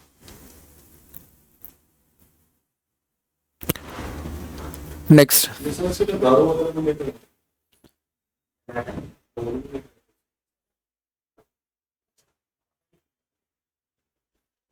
गाइस आगे देखो, सुनो नेक्स्ट। ये कैप्टन हॉकिंस को तो परमिशन मिली थी, अगली बार एक और बंदा आता है, उसका नाम है टॉमस लो। क्या नाम है? 1615 में गाइस एक और अंग्रेज आता है, उसका नाम है टॉमस रो नाम है, या थॉमस रो कह सकते हो आप लोग, ठीक है ना। ये आता है किसके दरबार में? फिर से जहांगीर के दरबार में गए। और इस बार ना वो एक लेटर भी लिखवा के लाता है, अप्रोच का लेटर, ठीक है। किससे? वहां के राजा से, इंग्लैंड के। उस इंग्लैंड के राजा का नाम है जेम्स फर्स्ट। इंग्लैंड के राजा क्या नाम है? अब राजा राजा से कम्युनिकेट कर रहे हैं, है ना, तो शायद उसको फिर क्या करते ना, अच्छा किस लिए? बिजनेस में टैक्स रिडक्शन के लिए, ठीक है ना, टैक्स के रिबेट के लिए, व्यापारिक करों में छूट, बिजनेस में टैक्स रिबेट के लिए, कि भाई थोड़ा टैक्स क्या कर ले, टैक्स पहले भी हुआ करते थे, वो चीज है। तो टॉमस रॉ जो है आपका परमिशन लेके आता है, ठीक है, ये चीजें, ये सारी बातें चलती हैं। और उसके बाद ही ये लोगों को ना फैक्ट्री एस्टेब्लिशमेंट की परमिशन फिर आगे मिलना चालू हो जाती है, ठीक है ना। अब इसके बाद ये आगे और क्या क्या एस्टेब्लिश करते हैं, क्या क्या चीजें अचीव करते हैं, तो इनको लेकर के 2-3 बातें हैं गाइस, ध्यान रखना आप लोग। 1632 में गाइस, कब? 1630 अंग्रेज अब धीरे धीरे अपना दिमाग चलाते हैं। क्या? वो एक जगह गाइस गोलकुंडा, हमने पढ़ा था ना, कहां पे? बीजापुर, बीजापुर ना। तो गोलकुंडा का सुल्तान था, गोलकुंडा का सुल्तान था, ठीक है ना, अब्दुल्ला कुतुब शाह। क्या नाम था उसका? अब्दुल्ला कुतुब शाह नाम था उसका, ठीक है। उससे ना 500 रुपए के एनुअल टैक्स में गए। कितने रुपए के एनुअल टैक्स में? हाँ 500 रुपए, 500 पौंड था एक्चुअली, ठीक है ना, 500 पौंड के एनुअल टैक्स में। मतलब होता नहीं है अनलिमिटेड बफेट, इतने पैसे दे तो अनलिमिटेड खाओ वाली बात है, ठीक है ना। हमें भी लगता है कि चलो ठीक है अब तो लपेट ही देंगे, तो 500 रुपए दे दो उसको, किसको? अब्दुल्ला शाह को, और जितना मर्जी बिजनेस करना है उतना बिजनेस करो, बस इतना ही टैक्स देना है आपको, चाहे कम हो तो भी इतना ही देना है, ज्यादा तो भी है ना, कहीं पे आप रह रहे हो उसका रेंट उतना ही देना, चाहे आपको कम हो रहा हो चाहे वो ज्यादा हो रहा हो, ठीक है ना। तो इसने जितने भी गोलकुंडा के जो डॉकयार्ड्स है गाइस, ठीक है, गोलकुंडा के डॉकयार्ड्स मतलब कि गोलकुंडा के डॉकयार्ड्स, डॉकयार्ड्स बोले तो ठीक है, किसको मिल गए, ब्रिटिश ईस्ट इंडिया। डॉकयार्ड बोले तो क्या, डॉकयार्ड बोले तो बंदरगाह, समुद्र तट जहां से जहाज आते हैं, है ना, तो इनका काम आसान हो गया। और गाइस इसी को ना गोल्डन फरमान कहते हैं, इसी को क्या कहते हैं, हाँ तो याद रखना ये जो इसी को कहते हैं, कोई पूछो गोल्ड, ये तो मौज की बात हो गई ना, इसको कहते हैं गोल्डन फरमान कहते हैं, क्या कहते हैं इसको, ये जो गोल्ड कुतुब अब्दुल्ला कुतुब शाह ने दिया वो चीज है, ठीक है ना। अच्छा गाइस इन्होंने पता है क्या कर दिया, इन्होंने पता है आप 500 पाउंड को कन्वर्ट कर लेना कितना टैक्स बनता है, ठीक है। वो पुर्तगालियों की जो ब्रिटिश ईस्ट इंडिया से जो शादी हुई थी 10 पाउंड पे, 10 पाउंड पे जो है किराए पे दे दिया था, किसने, इंग्लैंड के राजा को मिला था वो दहेज में, उसने अंग्रेजों ब्रिटिश ईस्ट इंडिया कंपनी को दे दिया, तो लगभग 30,000 रुपए के आसपास बनता है। पूरी की पूरी मुंबई जो कितने रुपए में दे दी, 30,000 रुपए के आसपास, ठीक है ना। और गाइस ये जो इन्होंने दिमाग चलाया ना रेंट वाला, कितने पैसे दे देंगे बाकी हमारा काम है कैसे निकालेंगे हम, यही इन्होंने आगे भी चला। 1639 में गाइस एक जगह थी गाइस जिसका नाम था चंद्रगिरी, क्या नाम था उसका, चंद्रगिरी नाम था उसका, ठीक है ना, ठीक है। वहां से उन्होंने चंद्रगिरी के राजा से गए, चंद्रगिरी के किंग से मद्रास जो है ना, मद्रास जो है वो रेंट पे ले लिया ऐसी सेम, मतलब कि इतना पैसा दे दो और, ठीक है ना। और यहां पे उन्होंने एक फोर्ट भी बनाया अपना, यहां पे क्या बनाया उन्होंने अपना, एक फोर्ट बनाया था, उसका नाम था सेंट जॉर्ज नाम था उसका, सेंट जॉर्ज नाम था उस फोर्ट का। क्लियर है आपको, आगे बढ़ जाए। क्या क्या पढ़ा अभी तक आप लोगों ने, एक बार फिर से रिकॉल करवा लो। हम लोगों ने पढ़ा कि भैया सबसे पहले पढ़ रहे हैं ब्रिटिश ईस्ट इंडिया कंपनी के बारे में। कंपनी स्टैब्लिश हुई कब, 1600 में, कब स्टैब्लिश हुई, 31 दिसंबर। पहले कहां बिजनेस करने जाते हैं, फिर ये कहां बिजनेस करने आते हैं, इंडिया में कौन बैठा हुआ है, जहांगीर से परमिशन। इंडिया में आता कौन है उस समय, हॉकिंस। हॉकिंस क्या वो किस लैंग्वेज से बात करता है, फारसी, फारसी। एक बात ध्यान रखना, हमें ये लगता है कि मुस्लिम्स की एक लैंग्वेज है उर्दू, क्या लैंग्वेज है आपको पता, उर्दू कहीं की लैंग्वेज नहीं है, उर्दू इंडिया की लैंग्वेज है, यहीं से डेवलप हुई है। नहीं वो लोग नहीं बोलते, वो अभी फारसी बोलते हैं, अरबी बोलते हैं, वो उर्दू नहीं बोलते, उनकी लैंग्वेज जो है वो अलग है, ठीक है ना। तो ये जो उर्दू जो लैंग्वेज है वो यहाँ की लैंग्वेज है। आगे की बात करें तो कैप्टन हॉकिंस आता है, ठीक है, किसके दरबार में आता है, जहांगीर के दरबार। क्या जहांगीर इसको परमिशन देता है, नहीं, बदले में क्या देता है, मनसबदार बनाता है, क्या बनाता है, 400 का मनसबदार बनाता है, और उसको एक टाइटल भी देता है, किस चीज का, इंग्लिश, अंग्रेज है तो इंग्लिश का टाइटल देता है। बात खत्म हो जाती है। 1615 में गए, कब नेक्स्ट टाइम कब, 1600, एक और बंदा था उसका नाम है थॉमस रॉ, थॉमस, वो फिर से किसके दरबार में आता है, किसका अप्रोच लेटर लेके आता है, जेम्स फर्स्ट का अप्रोच लेटर लेके आता है, परमिशन मिल जाती है, धीरे धीरे बिजनेस शुरू करना चालू करते हैं ये लोग। उसके बाद नेक्स्ट अब आगे क्या करते हैं ये लोग, फिर इसके बाद ये गोलकुंडा है ना, 1632 में गए है ना, 1632 में क्या होता है, ये गोलकुंडा के सुल्तान से इनको क्या मिल जाता है, गोल्डन फरमान मिल जाता है। ये इंपॉर्टेंट है गाइस, गोल्डन फरमान, जो गोलकुंडा बड़ा इंपॉर्टेंट है। जब से वहां पे कोहिनूर हीरा मिला है, जब से सिचुएशन जो है बदली है वहां की, है ना, एक अलग नजर से देख रहे हैं।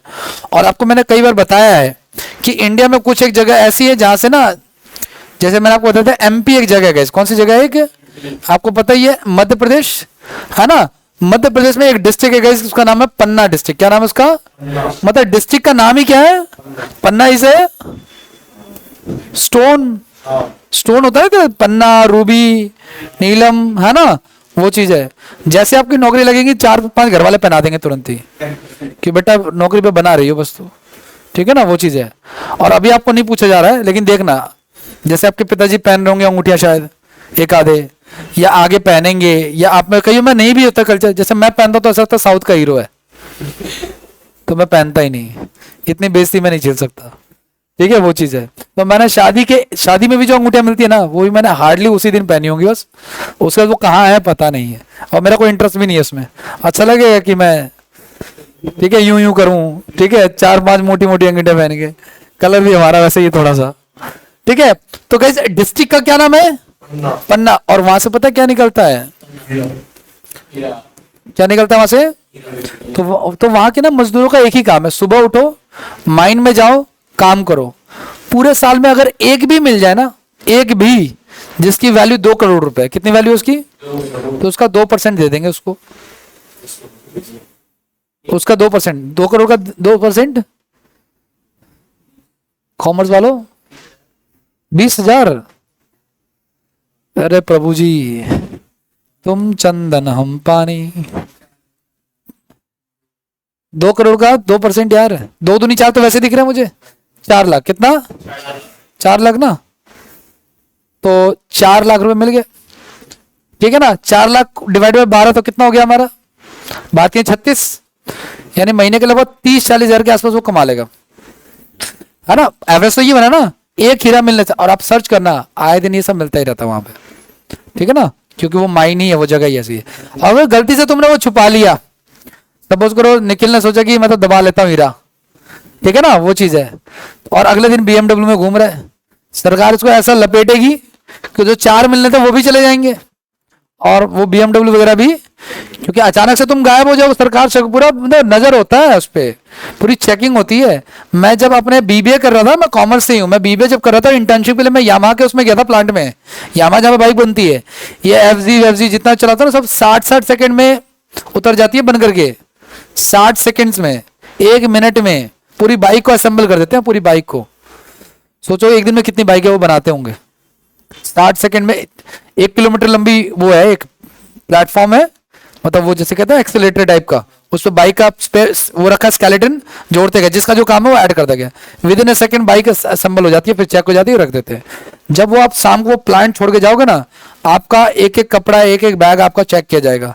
13,000 एम्प्लॉयज काम करते हैं वहां पे, 13,000 को चेक करना रोज। तो जैसे मेट्रो का गेट होता है ना जहाँ पे चेक करता है, वैसे नहीं, मैं तो वैसे 20 गेट बने हुए हैं, 25 गेट बने हुए हैं, जिसको जिस गेट पे जाके खड़ा वहां पे प्रॉपर तरीके से चेक होगा अच्छे से, वो चीज है। बाकी लेकिन कंपनी बहुत अच्छी थी। आगे की बात करें तो हमने बढ़ा कि भाई इसको 1632 में क्या मिल जाता है कि गोल्डन, कहां कौन देता है उसको गोल्डन फरमान? अब्दुल्ला कुतुब शाह। और गोल्डन फरमान है क्या? 500 रुपए दे दो और अनलिमिटेड जितना तुमको करना है बिजनेस करो। तो भाई उनका काम है, अब तुम्हारी हेडेक है। मैं कहूंगा मैं तो इतना चाहिए मेरे को, तो बस आपका हेडेक है कैसे करना है नहीं करना है। आगे की बात करें, ये चीज है। दूसरा हमारा क्या, 1639 में सेम यही चीज उन्होंने किसके साथ की? मद्रास में भी उन्होंने पैसे दे करके ऐसे किया। अगली चीज पे आ जाओ गाइस, सबसे इंपॉर्टेंट गाइस, 1661 में गाइस, कब? 1660, ब्रिटेन जो था ना, ब्रिटेन के राजा, मैं ब्रिटिश इंडियन लिख रहा हूं, ब्रिटेन लिख रहा हूं, उनके राजा थे, उनका नाम था चार्ल्स सेकंड। क्या नाम था इनका? Charles second. और गाइस पुर्तगालियों की जो राजकुमारी थी, ठीक है ना, पुर्तगालियों की जो राजकुमारी थी उसका नाम था कैथरीन। इनके नाम में ही गाली है, कैथरीन। क्या नाम था इनका? कैथरीन से याद रखना आप लोग। इनकी ना शादी हो जाती है, क्या हो जाती है इनकी? और पुर्तगाली कहते हैं मुंबई दहेज में दे रहे हैं आपको, बताओ, जैसे इनकी है ना। मुंबई किसकी दे कौन रहा दहेज में? देने वाला भी यहाँ नहीं बैठा, लेने वाला भी यहाँ नहीं बैठा। चार्ल्स फर्स्ट को ये जो जमीन मिली ना, चार्ल्स सेकंड को जो जमीन मिली, वो कभी देखने भी नहीं आया। उसने वही जमीन वही इंग्लैंड में बैठे बैठे किसको किराए पे दे दी? किसको किराए पे दे दी? किराए पे दे दी किसको? इंग्लैंड की जो कंपनी थी, क्या नाम था उसका? British east India. 10 पाउंड के किराए पे, मात्र 30,000 रुपए, है ना। आगे की बात करें तो ये सारी चीजें होगी, किराए पे दे दी, बात खत्म होगी। आगे नेक्स्ट, इसके बाद गई, अब देखो आप लोगों का फोकस जनरली एसएससी रहता है, लेकिन और भी एग्जाम है दुनिया में जो बहुत अच्छे हैं। जैसे यूपीएससी के 2 एग्जाम बहुत मुझे मस्त लगते हैं, अगर किया जाए तो कर सकते हैं। एक है आपका सीडीएस, क्या है एक एग्जाम का नाम? सीडीएस, ठीक है ना, कंबाइंड डिफेंस। अब इसमें क्या बनते पता है आपको? लेफ्टिनेंट बनते हैं। क्या बनते हैं इसको? लेफ्टिनेंट बनते हैं। यहाँ पर डबल स्टार होता है आर्मी में, बड़ी पोस्ट है ये, ठीक है ना। और एक है आपका असिस्टेंट कमांडेंट। कौन सा है? यूपीएससी की 2 पोस्ट जब लोग जिसके लिए ग्रेजुएट से एलिजिबल है, असिस्टेंट तो ये ऑलमोस्ट इक्वल होता है आईपीएस के, ऑलमोस्ट किसके इक्वल होता है। वैसे आप सीपीओ क्लियर करोगे और ऐसा ही बनोगे तो उसमें भी आप बन सकते हो असिस्टेंट कमांडेंट, लेकिन वो थोड़ा सा टाइम लगेगा। जैसे मैंने आपको इस दिन क्लास में बताया था ना, सीजल से भी आप आईएएस वाली रैंक पे जा सकते हो 10 साल बाद, है ना। तो असिस्टेंट कमांडेंट बनोगे। ये दोनों एग्जाम में जब मैंने पहली बार सीजीएल देने गया, सीडीएस देने गया इन 2013, ऐसे बेमन से चला गया। अब सीडीएस के एग्जाम में क्या होता है, एक दिन में 3 पेपर है। कितने पेपर है? 2 घंटे की मैथ, भाई फाड़ दिया, कोई दिक्कत नहीं है, पूरा मैथ्स का पेपर में करके आया, बहुत खुश था मैं। 2 घंटे की फिर इंग्लिश सेम डे, और फिर 2 घंटे की जीएस ऑब्जेक्टिव। लेकिन उनका एक प्रॉब्लम है उसमें ना, जो जीएस आती है वैसे नहीं कि 4 ऑप्शन दे दे एसएससी की तरफ, उसमें आता है स्टेटमेंट कंक्लूजन।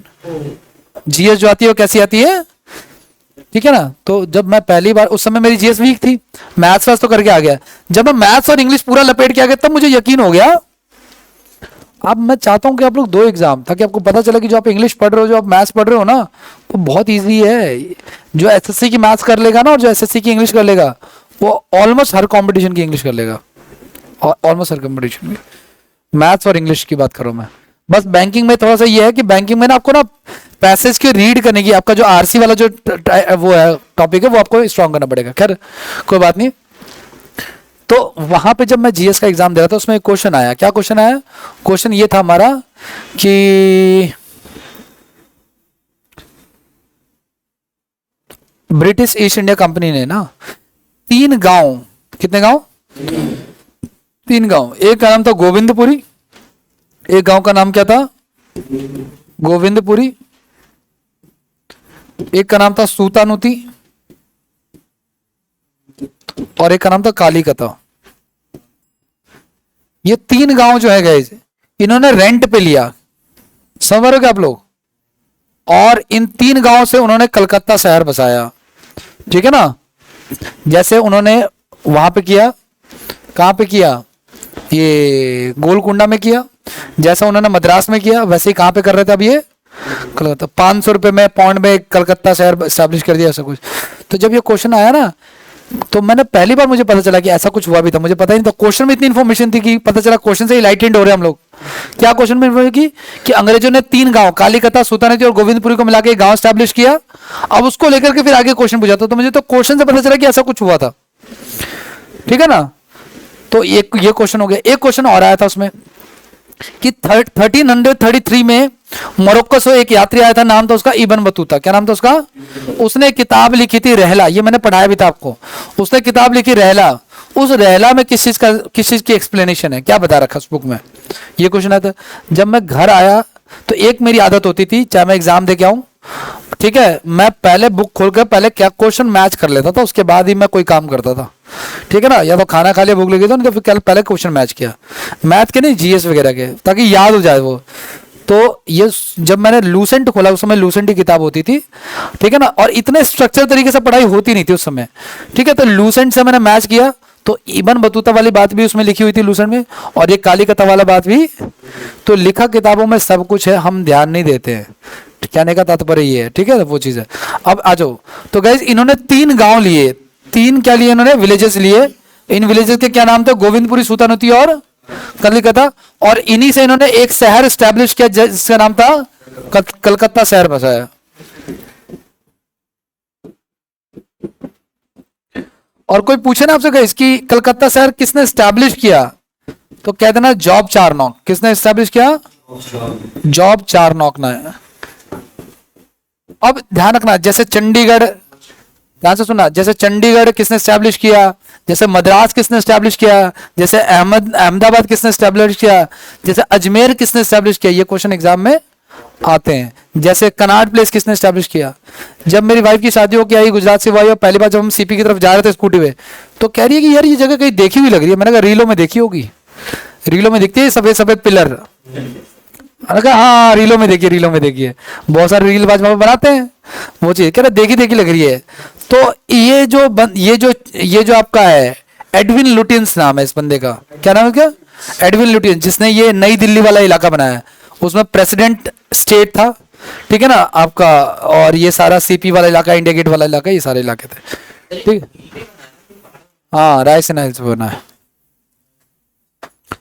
ठीक है,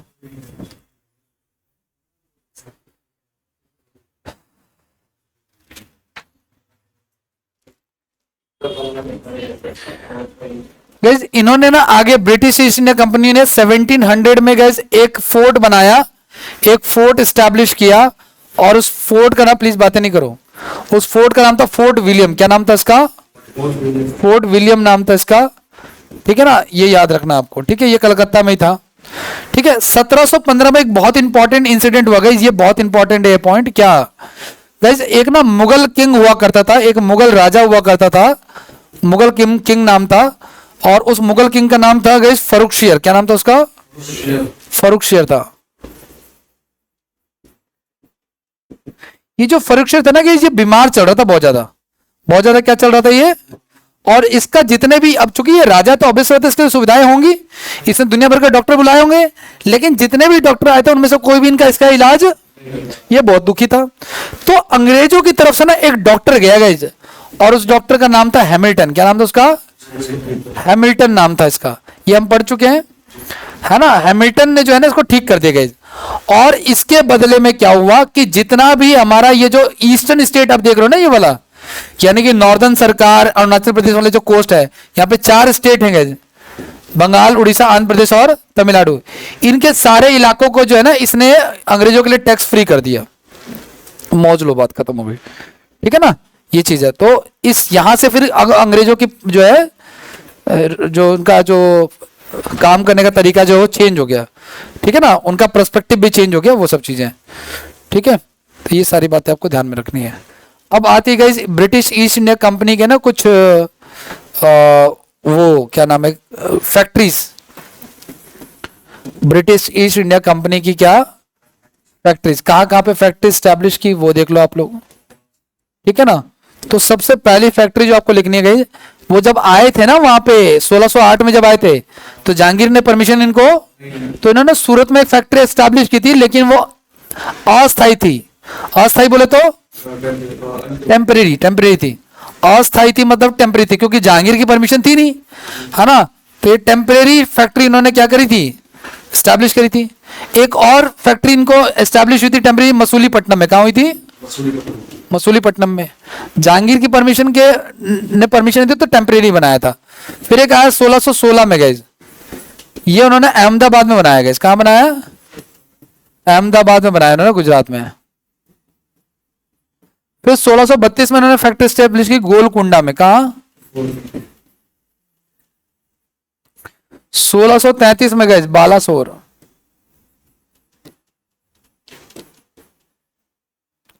1639 में गए मद्रास में। 1651 में गए आपका हुगली में, बंगाल की तरफ। ठीक है, तो these are the factory establish. अच्छा, 1669 में भी एक बनाई है, 1669 में भी एक स्टैब्लिश की मुंबई में। ठीक है, मुंबई कह लो या बॉम्बे कह लो। ठीक है, और एक 1700 में स्टैब्लिश की थी कल कोलकाता में। ठीक है, तो ये सारी फैक्ट्रियां थी जो इनकी स्टैब्लिश हुई पड़ी थी। ठीक है, ये आपको ध्यान में रखनी है। और अब आगे की बात करते हैं नेक्स्ट की। सबसे ज्यादा जो क्वेश्चन इनसे रिलेटेड आता है ना, वो आता है इनके गवर्नर जनरल या इनके वॉइस रॉय से रिलेटेड। ठीक है ना,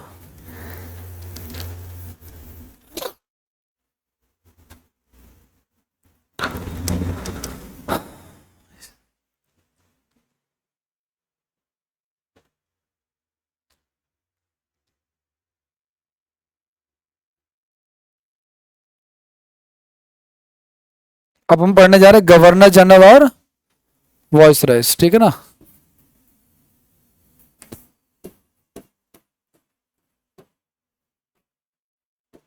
ठीक है। अब आज ध्यान से सुना आप लोग।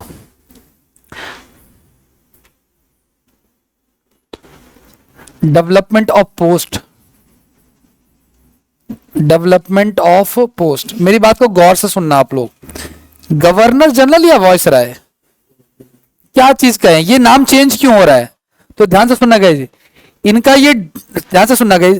पहली बात तो समझने की कोशिश करना, ये जो पूरा का पूरा इंडिया था ना, पहले इनके पूरे इंडिया पे कैप्चर नहीं था, अलग अलग इलाकों पे कैप्चर था, जैसे मद्रास पे था, बंगाल पे था और मुंबई की तरफ था, यहां पे था, ठीक है ना। तो इनके अलग अलग इलाकों में अलग अलग क्या होते थे, गवर्नर होते थे, ठीक है ना। तो पहले गवर्नर ऑफ बंगाल हुआ करता था, गवर्नर ऑफ बंगाल। अब आपको कहोगे सर आप बंगाल क्यों बोल रहे हो, था तो मद्रास में भी और था चेन्नई में भी, यहाँ पे क्या नाम है मुंबई में भी, लेकिन उसमें बंगाल सबसे ज्यादा क्या था, मेन था। फिर क्या किया, एक एक्ट, अच्छा ये एक्ट कब की बात है, ये 1757 की बात है। फिर एक रेगुलेटिंग एक्ट, मैंने बताया था इनको कंट्रोल करने के लिए एक्ट बनते थे, तो एक रेगुलेटिंग एक्ट आया 1770। उन्होंने कहा कि तीनों का अलग अलग गवर्नर नहीं होगा, तीनों का एक ही होगा और उसको गवर्नर जनरल कहा जाएगा। पहले गवर्नर कहते थे, बंगाल का गवर्नर अलग था, मद्रास का गवर्नर अलग था, मुंबई का गवर्नर, पर तीनों को क्या कर दिया, मर्ज कर दिया रेगुलेटिंग एक्ट 1773 के थ्रू, और उसको क्या कहा जाने लगा, गवर्नर जनरल ऑफ बंगाल। तो सेकंड नंबर पे आया गवर्नर जनरल ऑफ बंगाल, और ये तीनों का ही होता था, सबका अलग अलग होता था, ठीक है ना।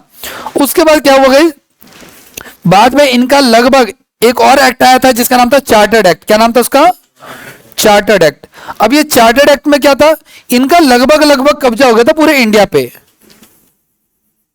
चार्टर्ड एक्ट आया था कब से, 1833 में, और इनका पूरे कब्जा हो गया था भारत पे, इसलिए उसको पूरे भारत का अब इनको क्या कहा जाने लगा, गवर्नर जनरल कहा जाने लगा, गवर्नर जनरल ऑफ इंडिया, ठीक है, गवर्नर जनरल ऑफ इंडिया, ठीक है।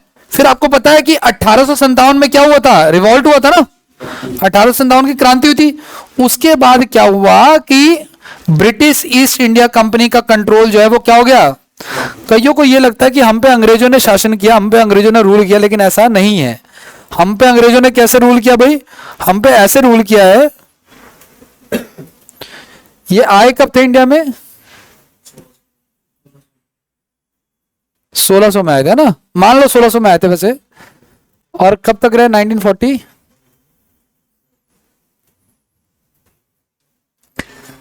क्रांति कब हुई थी, 57 में हुई थी ना। उससे पहले ब्रिटिश ईस्ट इंडिया कंपनी का शासन था गाइस, किसका शासन था, बाद में वहां के क्राउन ने इनको हटा दिया और यहाँ पे ब्रिटिश क्राउन का शासन हो गया। किसका शासन हो गया,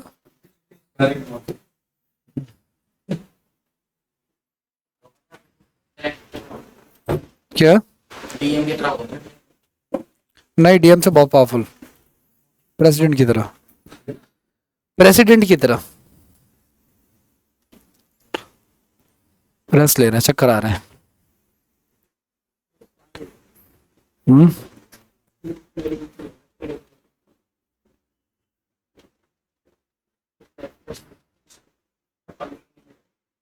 ना ना ठीक है, नहीं चलेगा, कुछ चलाना तो चला दो 5 मिनट।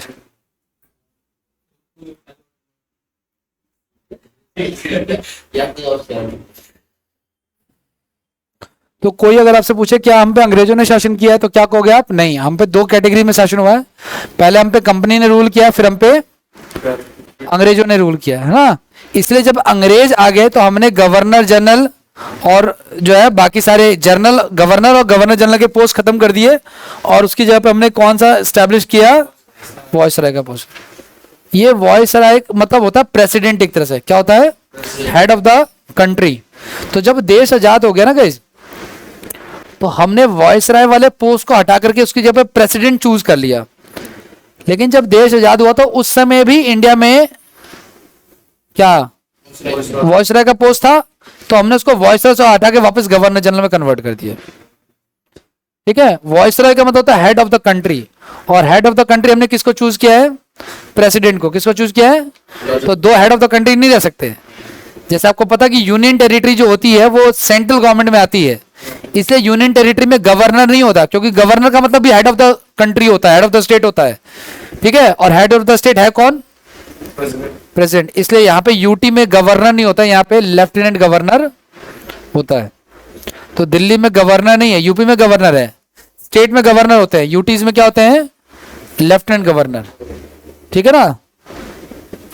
लेफ्टिनेंट की स्पेलिंग LEFT मत लिख देना, ठीक है ना। और जो चंडीगढ़ है वहां पे लेफ्टिनेंट गवर्नर नहीं है, वहां पे एडमिनिस्ट्रेटर है। हाँ जैसा भी आप कर लो, ठीक है। तो ये क्लियर हो गया आपको, पोस्ट के बारे में क्लियर है, कैसे कैसे मैनेज हो रहा है। प्लीज बातें नहीं करो भाई, पावर सेम है, काम सेम है, बस नाम चेंज हो गया। देखो क्या कह रहे हैं, टाइटल चेंज हुआ इनका, ठीक है ना। कब कब चेंज हुआ, पहले था गवर्नर, फिर हो गया लेफ्टिनेंट गवर्नर, ठीक है ना। सॉरी पहले था आपका गवर्नर, ये सॉरी गवर्नर जनरल, पहले क्या था गवर्नर जनरल, फिर था आपका एक्चुअली इसको कहते थे बंगाल का गवर्नर जनरल, इसको कहते थे इंडिया का, और बाद में क्या हो गया हमारा वो वाइसराय हो गया। इंडिया का क्या हो गया, वाइसराय हो गया।